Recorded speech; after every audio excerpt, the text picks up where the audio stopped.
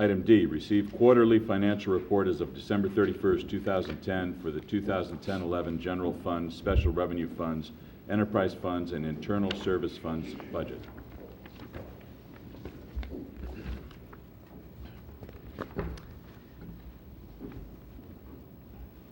Thank you, Mr. Mayor, members of the City Council. As we look at the financial results of the city for the 6 months just concluded, one of the things I wanted to point out specifically on your staff report, the tables that are indicated on page 73 and 74 of your council packet, the budget information that's shown in those tables are the amended budgets. So for fiscal year 2009-10, those are the final amended budget numbers for that year. And it's important to note that that budget included reductions of revenues during the course of that year, given the economic conditions that the city was facing with at that period of time. With that, I'll go into the financial results for the 6-month period. This slide shows the 5 largest revenue categories for the city. I've added a 6th category, that being the hotel motel tax, only from the perspective that there's a significant difference in terms of this year's performance versus last year. So I'll start with property tax. Property tax revenues for the 6-month period were at $2.7 million, around 48% of the full year budget and slightly below the results of the prior year. Property tax revenues are generally received in 2 large installments, one being in the December month and the other in the April-May period. Another component of property tax is the supplemental property tax that's basically received from this county by the city, and that's based on the turnover of property and or another way of saying it, any sales of property and a reassessment would be forthcoming in the form of a supplemental property tax. In the area of sales tax, again, mind you, last year's results were severely depressed given the economic conditions at that time. So this year's results compare quite favorably with that of last year's, and we're at the 50% mark already in terms of this year's performance for that category. In terms of motor vehicle license fee, slightly below the 50% mark and somewhat comparable to the same results of the prior year. Charges for services were right at the 50% mark and just slightly below the comparable period of last year. And second to last category for the use of money and property, those are a combination of investment income that from the city's portfolio. One thing of note in terms of this category is that while there has been an uptake of interest rates, short-term rates are still relatively low, and therefore investment yields on our portfolio continue to be relatively depressed in terms of earnings that the city sees for its monies that's invested. And lastly, as I mentioned earlier, the category is the hotel motel tax. The better comparison, if I may, from this year to last year is really due to 2 factors.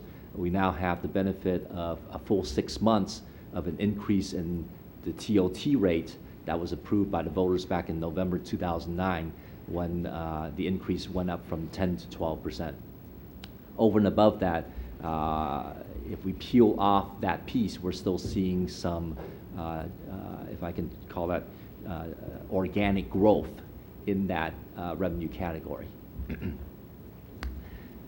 Moving on to expenditures, we have the various departments indicated on the slide, and if we look at the overall expenditures, we're at the 47% mark for the first 6-month period. I fully expect that at the end of the year, as we continue to monitor the expenditures of the city, that we will be able to come out with a budget that is balanced. One thing of note that I do want to point out is that the balancing, the fiscal 2010-11 budget does include two limited term revenues that were used for the fiscal year, that being the excess ERAF of $500,000 and also $400,000 in terms of repayment from the redevelopment agency. So while there's some positive news, we're also mindful of the fact that there's still the use of reserves, and it's still an ongoing challenge for the organization. In the area of redevelopment, revenues and expenditures, similar to the property tax revenues, we receive about approximately half of that during the first half of the year, and the other half we don't receive until the April to May month. And likewise for the low and moderate income housing fund, those revenues are also follow the same pattern, and those are really the tax increments. In terms of expenditures, most of the expenditures occur in the redevelopment agency in the latter part of the fiscal year. A big part of the redevelopment operations is really the tax increment money that's shared with the taxing agencies, and that's done toward the end of the fiscal year after we've accumulated all the tax increment revenues and done the calculation in terms of the tax sharing with the other tax entities. In terms of the low and moderate income housing fund, those revenues, those expenditures also include, the budget expenditures also include a subsidy that we provide to the crossing project, and that's also paid toward the end of the fiscal year. In terms of the, this slide, I'm going to go very briefly on this slide. Our internal revenue service funds really are charges against the various departments in terms of revenues, and therefore it's exactly at this 50% level. These are internal charges that the city finance staff does on a routine basis. In terms of expenditures, obviously by looking at the slide, we're within the levels through the first 6 months. The enterprise funds, the four enterprise funds that we have, the cable operations, and then the water and the wastewater and stormwater operations. I'll start with expenditures. They're all within the budgeted categories there. In terms of cable television, one of the initiatives for the cable television operations was really to roll out the commercial services product line and direct sales product line. Those initiatives have fallen a little below what our expectations are. Likewise, the expenditures, as you can tell, also are correspondingly lower than where our budget levels are. So while there is a favorable comparison in terms of this year's revenues for cable TV versus last year, there's still a bit of work to be done in terms of hitting those targets for those two areas that I indicated, and namely the commercial services. Challenges for the upcoming year. As I indicated, while we think that at the end of the fiscal year we would be able to finalize the year with a balanced results, there are already challenges for the upcoming fiscal year, and some of those challenges include rate increases in our retirement plan with CalPERS. As indicated on the slide, there are significant increases in the employer contribution rates for our plan, and in the miscellaneous plan it's going up approximately 3% from 14.7 to almost 18%, and then for the safety plan it's going up almost a full 5% from 31% to almost 36%. The impact to the general fund is going to be approximately $650,000. So, there's already an issue that we need to deal with proactively as we start thinking and planning for the upcoming fiscal year's budget.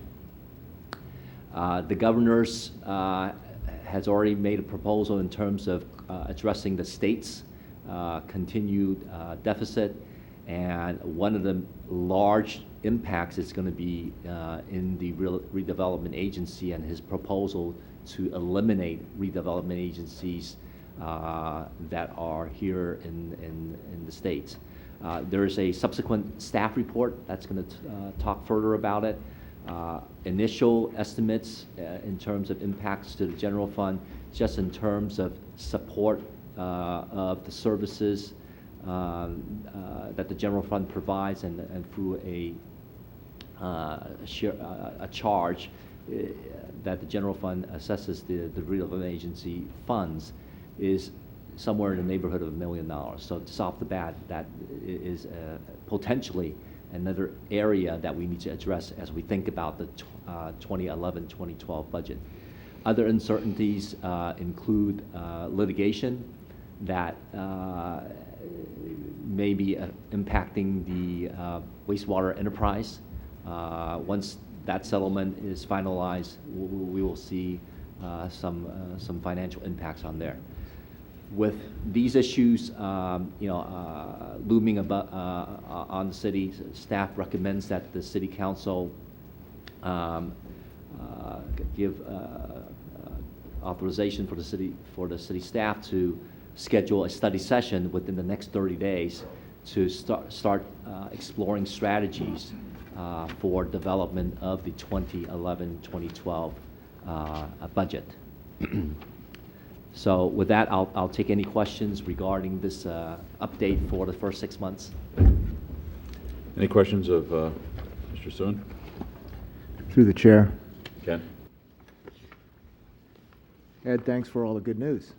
And this is what I always ask your predecessor. So setting aside all these percentages and numbers, Yes. what is your opinion on the trend now that we're undertaking after this first 6 months? There is some positive trends, namely what I've indicated earlier in terms of sales tax, but at the same time, it's an easy comparison in terms of sales tax because things got really, really bad during last year in terms of sales tax revenues. So when you look at it this year versus last year for the first 6 months, you see a positive trend there. Is consumer spending back full force? Arguably, it's still debatable. We still see some macro data in terms of unemployment. State's unemployment is still in excess of 12%. I mentioned earlier in terms of TLT, yes, there's some positive signs in there, albeit helped by the fact that we increased our rate from 10 to 12%. There's lots of challenges ahead. As I mentioned earlier, how we were able to provide a balanced budget for this current fiscal year is with the use of limited resources, limited revenues, limited term revenues, that is. And so we're definitely not out of the woods. There's the existing challenges over and above the fact that there's the increased PERS rates, what the state takeaway is going to be, and that's very fluid. With the governor's proposal, a part of that proposal also requires the voters to extend the temporary tax measures that are currently in place, which includes the extension of sales tax, extension of the vehicle license fee, extension of the temporary increase in personal income tax. So there's still quite a number of variables that we still need to deal with and we don't have answers for. So, my overall summary, if I may, is that there's still lots of issues that we still have to deal with, and therefore, a certain amount of urgency in terms of wanting to explore those with the city council in the form of a study session so that we can plan sooner than later for the next budget. Thank you. Any other questions? Through the chair, the only thing quickly I will say is that I think it is a proactive approach to do it within the next 30 days. I believe that, as you already indicated, with the $650,000 with PERS, in addition to the redevelopment, which could be $1 million, and other things that may occur, we could be looking at a $2 million concern upcoming for general fund, which we all know what that affects: police, fire, library, parks, rec, et cetera. So, very challenging. I think back to when, and who would have known a couple years ago when I said, that I believe that the next couple years would be, we would be facing a lot of issues and challenges, both for the community and for ourselves. And I think we're going to see this next budget cycle. So I think the idea of meeting in 30 days to tackle this early is good. Any comments or questions? Thank you for your report. No action.